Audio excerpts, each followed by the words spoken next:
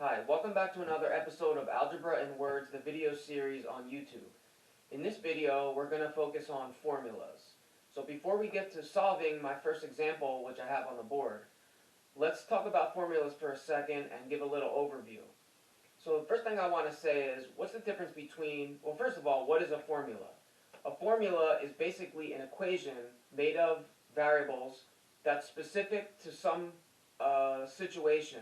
It could be in the field of science, it could be in chemistry, physics, economics, psychology, anything. So it's specific to some sort of real life data or real life type of research. Secondly, what is the difference between a formula like this and an equation that we use in other cases in algebra? Well, in other cases, if it's the case of an expression, usually in that case we're doing some sort of rearrangement. In the case of an equation, we're actually solving x or some variable for an actual variable or for an actual number. So for example, we might solve a quadratic equation to find values for x, which would be the x-intercepts. So the point is, the end of those is getting a number for x. However, for the case of formulas, it's a little bit different.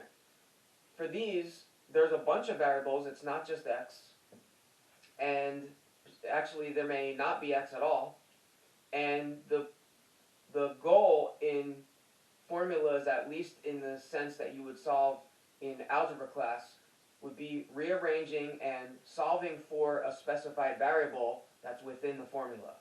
So that's basically the point. And before we get to solving, keep in mind that this is a rearrangement, and you're going to be, the goal is to isolate the variable that they tell you to with everything else on the other side. Meaning, the other side will not equal a number, it will equal all the rest of the variables just rearranged properly and moved to the other side. Now, to do this, let's talk about the strategy involved. Well, basically, there's not that much strategy involved. We just have to make sure that we follow the proper rules of math and algebra, basically multiplication, division, addition, subtraction, etc. And we also have to be sure that we follow proper order of operations where necessary. So that's very general. When it comes to solving and rearranging formulas, there's not one exact method. I am going to give you a sort of general method that you can apply to everything. But as I tell my students, you have to be a little flexible with these, and sometimes you have to sort of go a little freestyle. That being said, and that's because not every formula is going to be exactly the same. Now, that being said, there is still a general formula or a general method that you can follow, and it's kind of one or two steps. The one step that I say is, in the beginning, if you're able to, you might want to cross multiply. That's one possible step, if you count that. I don't really count that as a step. But the next step, whether you call it the first or the second, is, or call it the second to last, is to try to get the term with the variable of interest to one side by itself. That's the term with the variable. In the example on the board, we're going to be solving this formula for r. So, we may not have to, so right now r is not mixed with a term with a variable. However, if and when we cross multiply, you'll see that this r will be with a term, within a term with the variable. I'll explain that in a second. But to just reiterate that so it's clear, you want to isolate the term with the variable. The variable may not be alone at that step. And finally, the last step is to just isolate the variable of interest. So anyway, let's get started. We're going to go over a couple examples here, and the first example that I have on the board is capital I is equal to capital V over capital R plus lowercase r.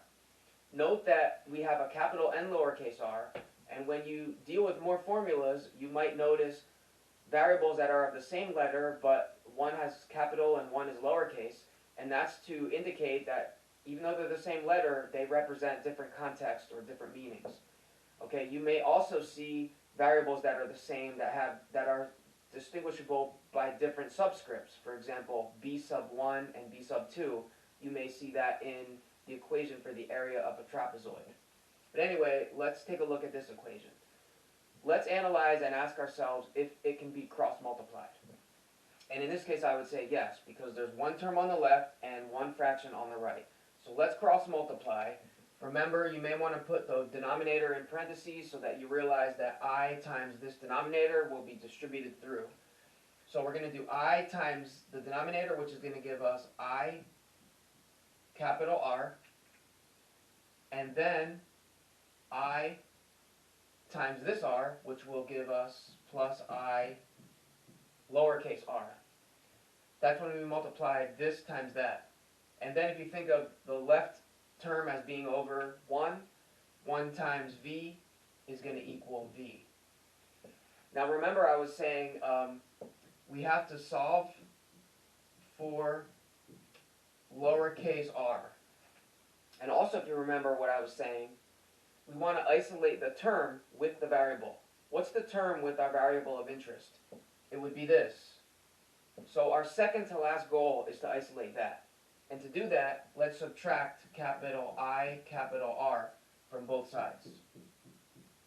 That's going to give us I lowercase r on the left equal to v minus IR on the right. And now the last step is to just isolate the term of interest, or isolate the variable of interest, which in this case is r. So to do that, we're going to divide both sides and all terms by the coefficient or any factors attached to the variable lowercase r. And that would be I. So we're going to divide both sides by capital I, and on the left, capital I cancels out.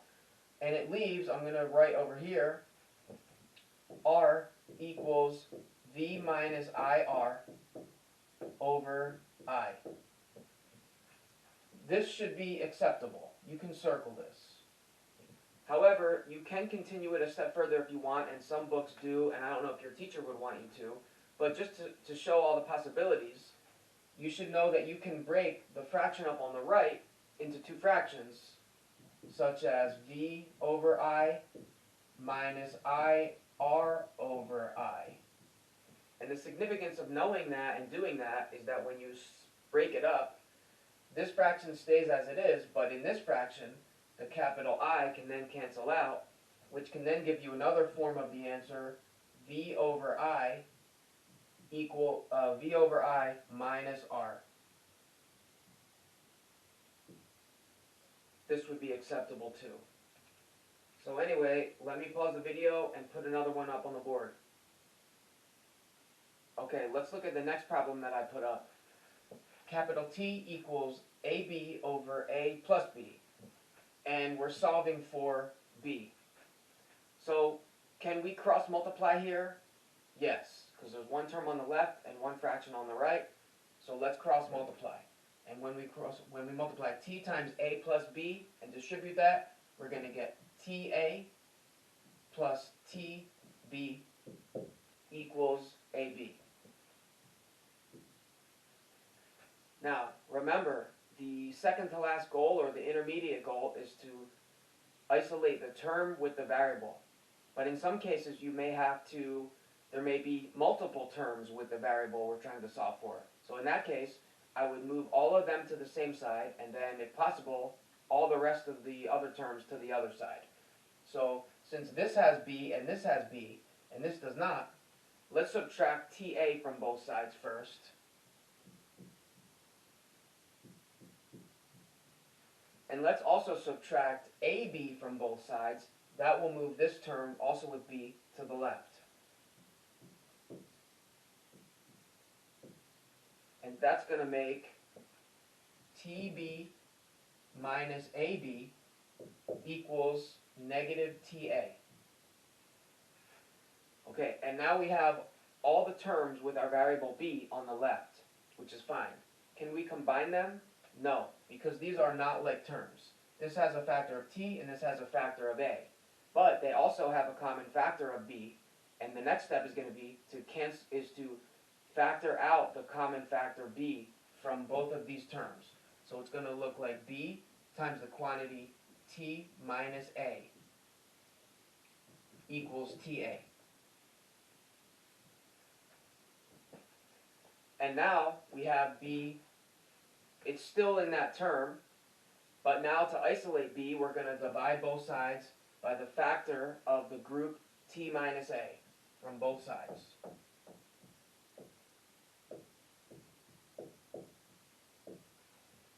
This factor cancels with that factor, leaving b.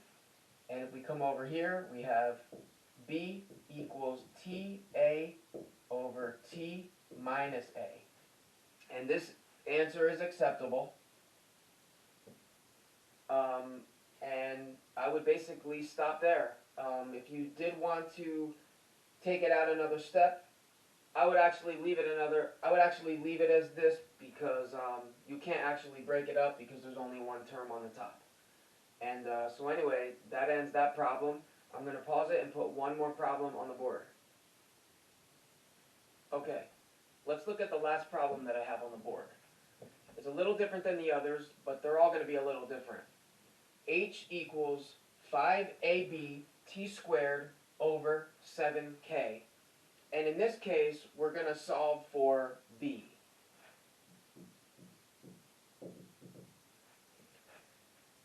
So just so that you know, we're going to solve for b, but I am going to erase that because I want to have a little board room for what we're going to do next.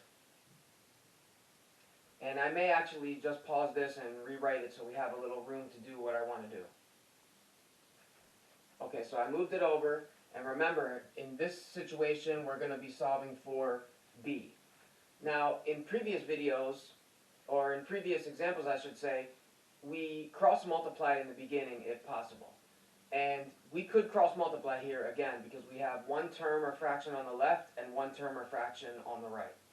But I'm not going to do that here because I want to show another step, another method. It's not really a method, but another strategy where you basically could solve this in basically one step.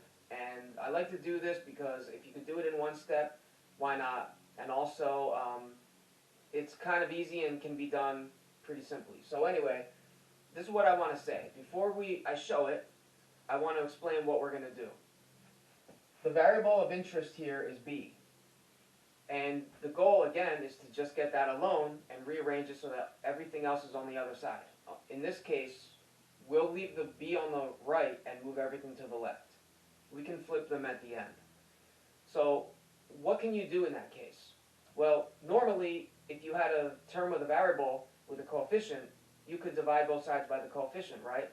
Or you could, what I'm really getting at is, what we're going to do is multiply both sides by the reciprocal of all the factors attached to the b except the b. And we're going to multiply that to both sides.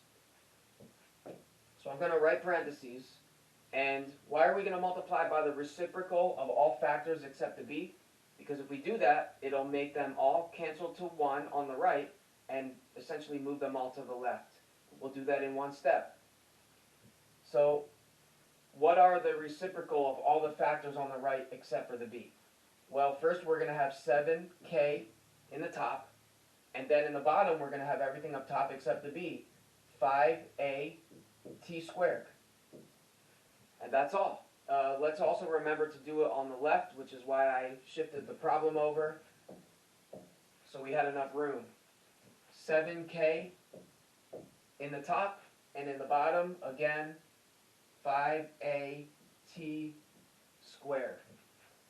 So on the right, 7 cancels 7, k cancels k, and 5 cancel, a cancel, and t squared cancels, leaving just b on the right. And on the left, just rewrite what's there and multiply that times the h in the top. So we're going to have 7hk over 5a t squared equals b. And if you feel more comfortable flipping it so it looks like b is equal to 7hk over 5a t squared, that's perfectly fine. And that pretty much concludes this video. before I end, I want to say that I am going to redo this problem on Facebook, but in that case, I'm going to be solving for t, which is going to be a little different. The last step will be a little bit different because if you notice, this is t squared, not just regular t. So go over to Facebook to see me solve for just t for this formula. So anyway, thanks for watching. Please remember to share, please remember to subscribe, give a thumbs up, and also please hit the bell so that you can be alerted when new videos come up. Also, as I was just saying, make sure to check out other related content on Facebook and Instagram, and I'll see you in the next video.